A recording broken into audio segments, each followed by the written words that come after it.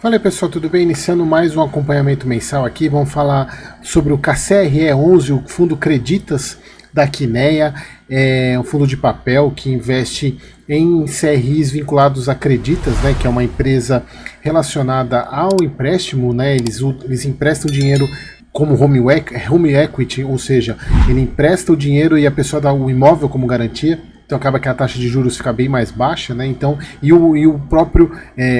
a própria Creditas pode executar a garantia caso executar o imóvel, tomar o imóvel caso o devedor se torne inadimplente. Só que é um fundo que, ao meu ver, me parece que não caiu no gosto ainda do público em geral. Ele já tem até um certo tempinho, mas acho que ele não caiu no gosto ainda. Não sei se as pessoas ainda não entenderam a metodologia dele. E eu acho um fundo bem interessante para diversificação de carteira. Obviamente eu não tenho, né? Ainda não tenho esse fundo, até porque eu tenho muito papel. Mas é um fundo bem interessante, tem uma maneira bem interessante de diversificar. Então é agora de fevereiro de 24. É um fundo pequeno ainda, 365 milhões de patrimônio, né? Ele ainda talvez seria interessante ele fazer emissão para crescer um pouquinho, ou o KNSC incorporar esse fundo logo de uma vez para ele, porque ele tem uma taxa muito parecida com o KNSC em termos de IPCA, IPCA 8.4. E aqui, pessoal, a taxa patrimonial, ela, acho que praticamente desde o início do fundo, logo no início ela ainda ficou, a cota de mercado ficou acima, mas ele vem negociando há muito tempo abaixo do valor patrimonial, a cota com deságio, porque é isso que eu estou falando, talvez as pessoas ainda não caiu no gosto ainda das pessoas o investimento nesse fundo. Tanto é que se vocês pegarem o número de cotistas do mês passado, foi 11.030, se eu não me engano, aumentou 46 cotistas. Então é muito pouco, né, se a gente for ver, é pouca oscilação, então acho que não caiu no gosto ainda. Mas eu vejo como um fundo com muito potencial. Então aqui no final de fevereiro, né, a alocação dele está em 97% ativos-alvo, 11% instrumento de caixa, obviamente tem um pouquinho de alavancagem, como todos os fundos da Quineia.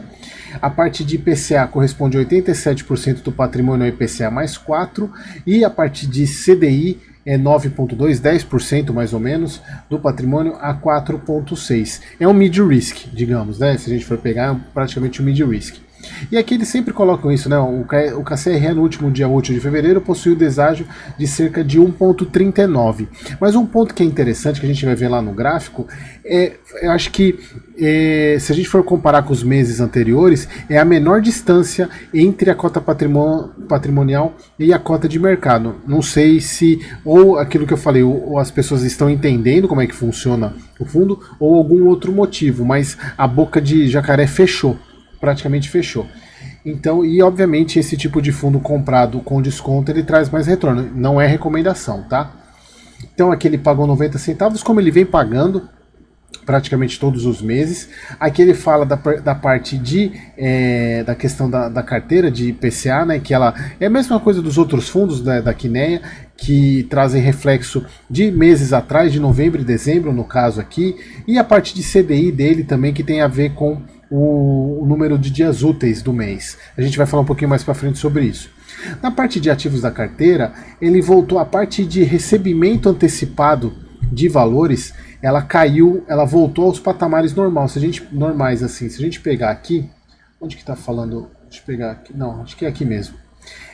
Que o mês passado, se eu não me engano, estava em 2,5%, 2,5 vezes acima do esperado.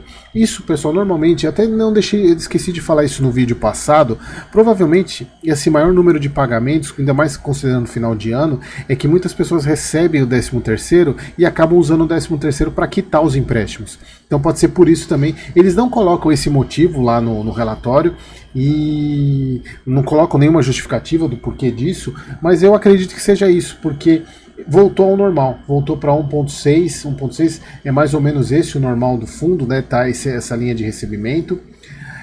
Aqui eles falam da carteira de inadimplência, né, do fundo chegando a 5,7, aumentou um pouquinho. Isso também tem muito a ver com início de ano, né? Tem muitas contas início de ano. Lembrando, pessoal, só para vocês entenderem, a gente está falando de um fundo imobiliário, de CRI, que não são 50, 60 CRIs, a gente está falando de mais de 1.000 devedores. Então, a gente está falando de devedores, pessoas físicas que fizeram empréstimo na Creditas e deram um imóvel como bem. Então, a inadimplência nesse tipo de fundo é normal, tá? Então, ela é normal, inclusive eles consideram essa aceleração de cascata até 18% de inadimplência. Então, é uma inadimplência tranquila, eles colocam aqui que o patamar é considerado satisfatório, aumentou um pouquinho, como eu falei para vocês, provavelmente por causa de janeiro, que é o mês de contas. E a inadimplência é absorvida por CRI Júnior. Pessoal, não vou explicar isso de novo, vejam os vídeos anteriores do KCRE, que eu explico a estratégia desse fundo, que ele separa entre CRE sênior, mezanino e a Júnior. E a Júnior não fica com o fundo, a Júnior fica com a Creditas, e é ela que absorve a inadimplência primeiro, é o mais arriscado de todos. Eles colocam aqui que só 0,9% da carteira está em fase de execução de garantia, ou seja, aquela inadimplência irreversível que o Creditas está lá executando as garantias, executando o imóvel, então é muito pequeno, e mesmo assim isso entra na parte de CRI Júnior, então para o fundo não tem tanto problema. Aqui a parte da carteira do fundo, CDI mais 4,6, inflação IPCA mais 8,7. Aqui a parte da carteira, eu expliquei para vocês no passado o que é o Prosoluto. Então a carteira dele é 15% Prosoluto e 84,7% em Home Equity da Creditas, né? 81% IPCA, 8,5% CDI, 10,6% Selic. Aqui que eu mostrei para vocês, até deixei marcado aqui, vejam, aqui no início só do fundo que a cota negociou acima da cota de mercado, mas logo depois caiu, foi em julho de 2022 que começou esse fundo, ele vai fazer 2 anos agora, e vejam pessoal, nunca ele negociou com ágil. Só que olha só, chegou num momento aqui que eu vejo como a menor diferença da história, tirando aqui, né, menor diferença da história, pode ser que seja um ponto de virada desse fundo, vamos acompanhar. Aqui, pessoal, veja, eles continuam pagando 90 centavos, né, 90 centavos, principalmente porque o resultado dos últimos meses aumentou exatamente por causa do aumento da inflação. Ainda tem uma reserva que, ao meu ver, é segura para poder manter esse patamar de rendimento. A gente está falando aqui hoje deixa eu ver se de fato ele fechou esse valor aqui, normalmente R$99, então ele está mais perto desse daqui hoje, ele fechou R$99, então a gente está falando de um spread sem taxa de administração de 1,81%, eu acho bem interessante pelo risco do fundo. Ticket médio, o que é o ticket médio? É o valor médio dos empréstimos, de 237 mil. Então, a gente está falando, Eric, mas é para pessoa física e esse valor é considerado até alto, exatamente por isso que se dá o imóvel como garantia. Então, normalmente é por isso, tá? Então, a gente tem um LTV médio, o LTV, o longo e o velho, que é o valor do bem dado como garantia desse empréstimo em relação à própria garantia. Então, quanto menor, significa que o imóvel vale mais do que a garantia. Então, saudável, menos de 50%, muito tranquilo. Aqui a parte de quitação, a gente consegue ver que vem aumentando os ativos quitados. Isso é bom porque o fundo começa a girar, ele traz dinheiro novo para poder emprestar para mais, né? Olha só, lembra que eu falei para vocês? Aqui a gente está falando de um fundo com 1.287 devedores. Então é bastante coisa, então é muita coisa. Não dá para comparar e, obviamente, numa quantidade dessa você vai ter inadimplência. Tá? Aqui o LTV médio. O LTV médio e o ticket médio, a gente consegue ver aqui, de 238 e 48% de LTV.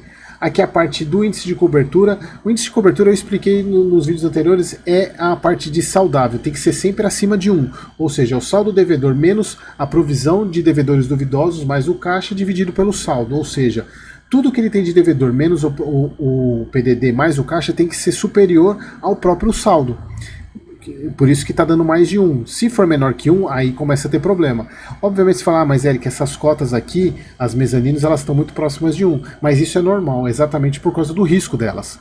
Então, mas mesmo assim, veja que ele nunca ficou abaixo de 1, e enquanto a sênior bem tranquila, né? Bem acima de 1.2. Aqui que eu estava falando para vocês do fluxo, que ele aumentou lá a parte do recebimento dos pagamentos, né, aumentou em quase 2 vezes, mais de 2 vezes.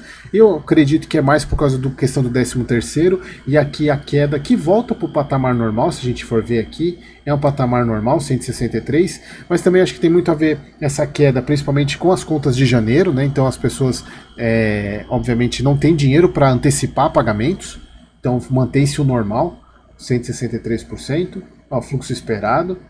Aqui a parte da inadimplência que a gente já viu, atraso médio, se eu não me engano, aumentou um pouquinho. Deixa eu até olhar aqui no relatório passado, acho que estava em 15 dias, se eu não me engano. 15,8 dias, foi para 17, pouca coisa.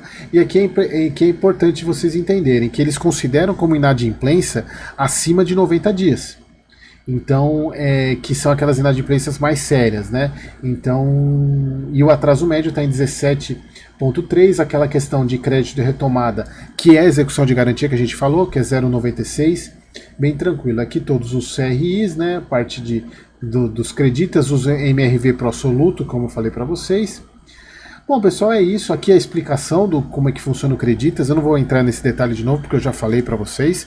E a gente vai continuar acompanhando. Vamos ver se de fato houve um ponto de virada mesmo dessa questão de... vamos ver se o próximo mês vai ter ágio. Eu acho difícil, mas assim, a boca fechou. Vamos ver se o mercado, se esse fundo cai no gosto do mercado, tá bom? Espero vocês no próximo vídeo.